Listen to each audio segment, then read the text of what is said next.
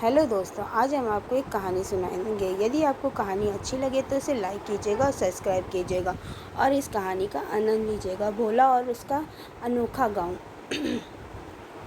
भोला एक छोटे से गांव में का सबसे अजीब इंसान था। गांव वाले उसे भोला नाम से नहीं बल्कि आश्चर्य चाचा बुलाते थे।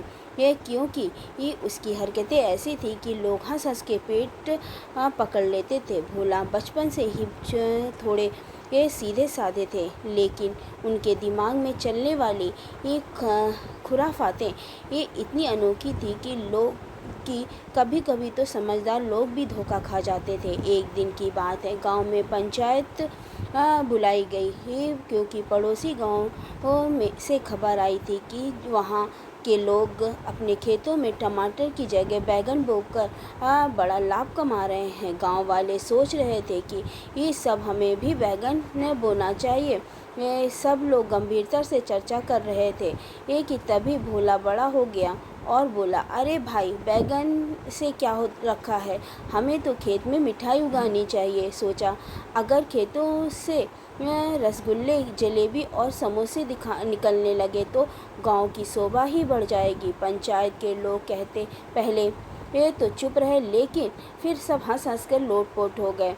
लेकिन भोला अपनी बात पर अड़ा रहा और बोला, आप लोग हंसिए मत, मैं साबित करके ये दिखाऊंगा कि खेत में मिठाई उग सकती है। अगले दिन भोला अपने खेत में रसगुल्ले और का डिब्बा ले गया और उसमें से हर रसगुल्ले को मिठाई में दबा कर बोला, जा बेटा, जल्दी से पौधा बनकर मिठाई दे देना।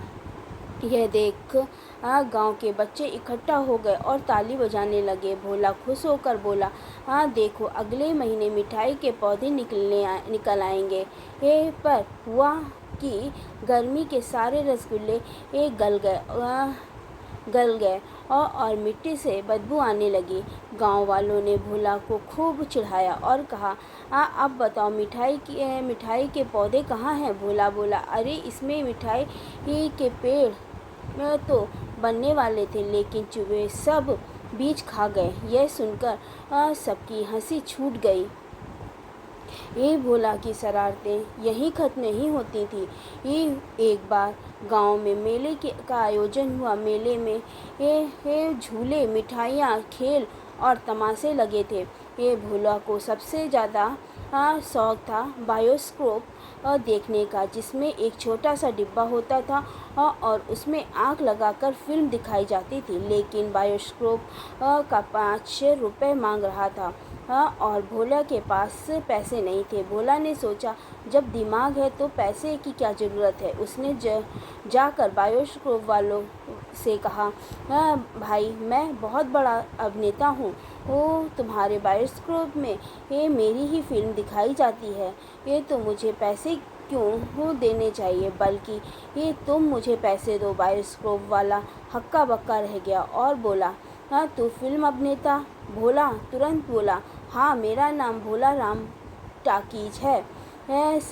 शहरों में मेरी फिल्म लगती है, तूने नाम नहीं सुना क्या?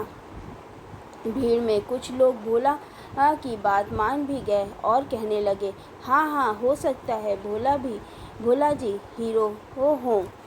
यह सुनकर बायोस्कोप वाला डर गया और बोला, अरे महाराज, आप अंदर जाइए, आइए, मैंने पैसे देख लीजिए। भोला अंदर गया और फिल्म देखकर खुशी खुशी ये बाहर निकल आया। जब लोग पूछने लगे ये कि कैसी फिल्म थी, ये तो भोला बोला, अरे बहुत बढ़िया, लेकिन हीरो थोड़ा मोटा लग रहा था। सब समझ गए कि भोला फिर मजाक कर रहा है और ठहाके लगाने लगे। ये एक और मज़ेदार किस्सा तब हुआ जब गांव में बिजली का मीटर लगाने आए।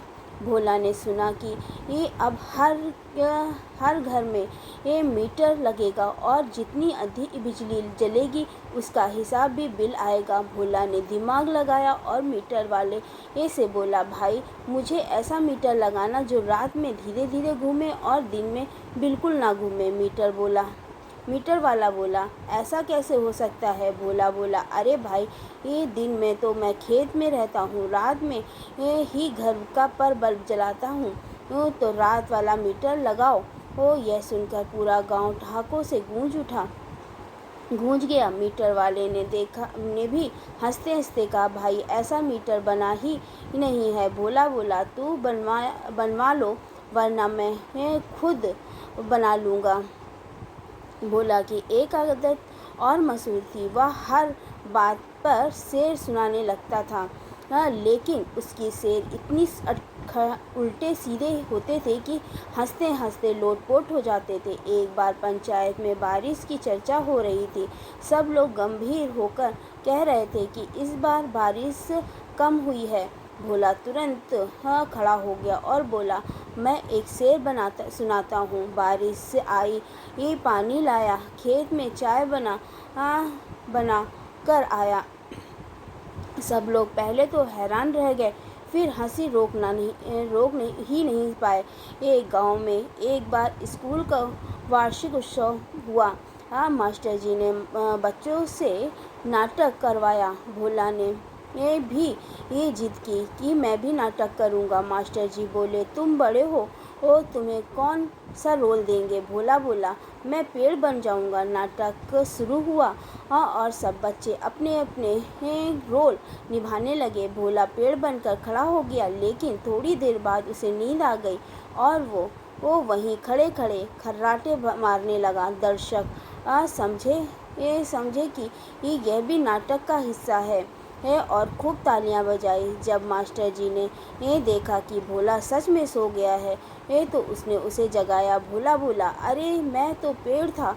पेड़ भी तो वो कभी कभी झपकी ले लेते हैं।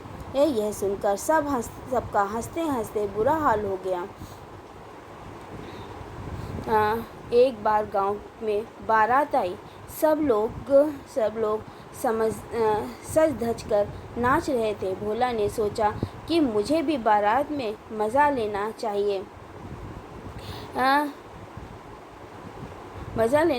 लेकिन उसके पास अच्छे कपड़े नहीं थे। उसने घर में बोरियां उठाई और पहनकर बारात में घुस गया। लोग उसे देख कर हंसने लगे और बोले, अरे ये कौन सा बोरिया पहन कर आया है? भोला बोला, मैं फैशन दिखा रहा हूँ, अगले साल यही नया फैशन आएगा। और वह नाचने लगा। उसका नाच इतना मशहूर था कि बारातियों ने उसे बीच में खड़ा कर दिया और सबने कहा कि यही असली स्टार है। गांव के बच्चे तो भोला को बहुत पसंद करते थे, क्योंकि वह उन्हें अजीब अजीब कहानियाँ सुनाता था। एक दिन बच्चों ने पूछा, चाचा चांद पर क्या होता था? भोला बोला, चांद पर तो बड़े बड़े समोसे उगते हैं और वहाँ के लोग चांदनी की रोटी खाते हैं। बच्चे खुशी से ताली बजाने लगे और कहने लगे, ये चाचा हमें भी चांद पर ले चलो। भोला बोला, हाँ कल ले चलेंगे, लेकिन पहले सबको उड़ना सीखना पड़ेगा। गांव के कोई भी त्यौहार आता, भोला सबसे पहले उसकी तैयारी में लग जाता।